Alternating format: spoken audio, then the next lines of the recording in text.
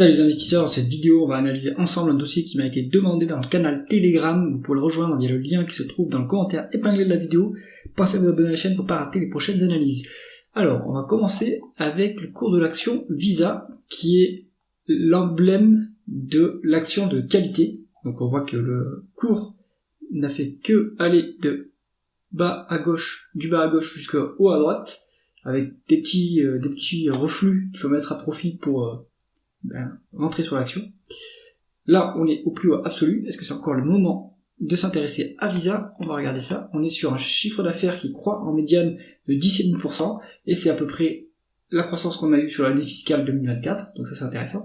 On a eu 13 milliards 400 millions d'acquisitions sur 10 ans, donc l'entreprise est aussi un consolidateur.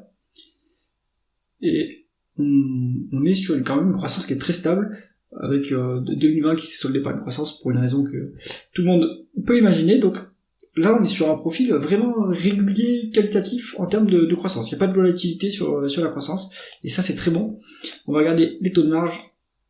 Taux de marge brut monopolistique à 98%.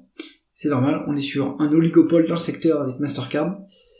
Taux de marge d'EBITDA hyper élevé et très stable à 69%, donc efficience opérationnelle superbe, et taux de marge net est même en augmentation sur la période à 55%. Donc c'est bon, ce qu'on a en face de nous l'entreprise de qualité par excellence, et les marges reflètent cela. Conversion des bénéfices nets en free cash flow. On est sur des free cash flow plus élevés que les bénéfices nets, donc ça c'est excellent. Est-ce que ça vient d'amélioration du BFR? Oui, ça vient en partie d'amélioration du BFR sur la période, donc ça c'est plutôt bon. D'ailleurs c'est quasiment, ouais c'est ça, c'est exactement ça, c'est exactement la variation du BFR qui est venu faire augmenter les free cash flow par rapport aux bénéfices nets.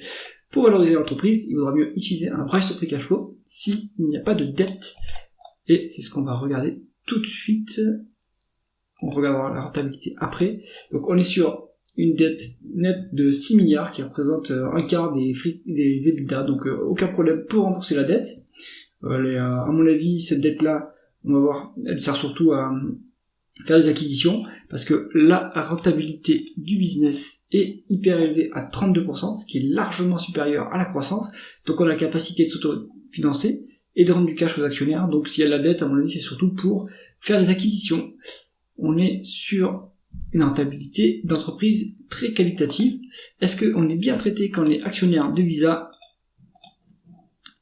Eh bien, on a un free cash flow de 19 milliards, si on arrondit, un dividende de 4 milliards, donc on paye moins d'un quart des free cash flow en dividende. Le rendement du dividende, il est en revanche très faible, en moins de 1%, ça c'est pas bon. Enfin c'est pas bon, ça dépend, parce que l'entreprise, elle fait beaucoup de rachats d'actions. Donc depuis combien de temps est-ce qu'elle fait des rachats d'actions? Si on se place sur 20 ans, on a démarré les rachats d'actions en 2008. Et on a bien diminué le compte d'actions, là. Donc ça c'est très bon pour le rendement de l'actionnaire, qui est à 3%. Ce qui est somme toute honorable. Donc on n'a pas forcément un dividende, mais c'est pas le plus optimal fiscalement. Enfin, on a un dividende qui est assez faible en rendement, qui a largement de la place pour augmenter. Mais l'entreprise privilégie les rachats d'actions, et c'est une très bonne décision si la valorisation le justifie. C'est ce qu'on va regarder maintenant. On a un peu de dette, donc on va se mettre en valeur d'entreprise sur EBITDA. On est habituellement sur une médiane de 22,5. Actuellement, on se traite avec, le titre se traite avec une surcote de 15%.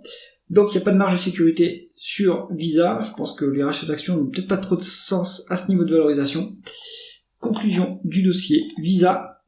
Donc c'est l'entreprise de qualité par excellence, la croissance ne semble pas s'arrêter. Donc si vous êtes un actionnaire de long terme, on va dire 10-15 ans, vous pouvez rentrer à ce cours-là. Vous avez un rendement de l'actionnaire qui est intéressant, à 3,3, et qui va continuer à augmenter. En tout cas, il va y avoir une continuation des rachats d'actions, je pense. Peut-être un dividende en augmentation régulière également. Toutefois, il n'y a pas de marge de sécurité, donc ça veut dire qu'il faut pas investir sur Visa pour le court terme, sur moins de 3 ans par exemple, parce qu'il y a de bonnes chances que le multiple se dégonfle un peu, et dans ce cas-là, on va devoir patienter avant de retrouver son prix d'achat. C'est tout pour cette analyse. Si vous avez aimé la vidéo, mettez un pouce vers le haut, et pensez à vous abonner à la chaîne. À bientôt.